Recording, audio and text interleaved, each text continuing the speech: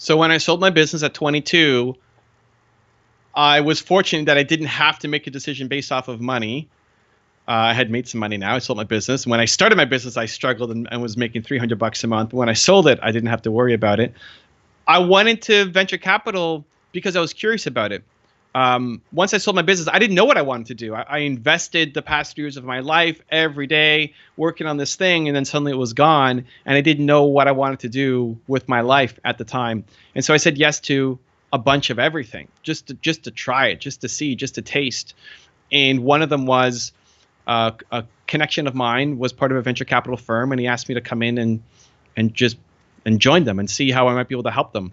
And I said, yes, yes to everything. Just try and see. And I never had to raise capital for my business. We were in discussions a couple times, but we got bought before we had to raise. And so I was always curious about how money worked. How did investors work? How do you negotiate a deal? I was just curious about it. So I said yes, and I joined them, and I was there for, I think, 2 years, something like that. And it just came out of curiosity. I wanted to learn something. And so instead of sitting on the couch and thinking about learning it, I went out and learned it. Just like if you want to launch a podcast, like do it. Get out and launch a podcast and do your first interview, and you'll learn in the process of doing it. And yes, you can learn sitting on the couch reading, but you're going to learn a lot more.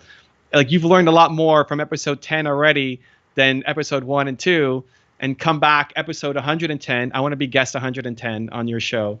You're going to have learned a lot more in that gap as well. And so that's the approach I take when I want to learn something. Instead of thinking about it and procrastinating on it, I just find an immediate way to get started.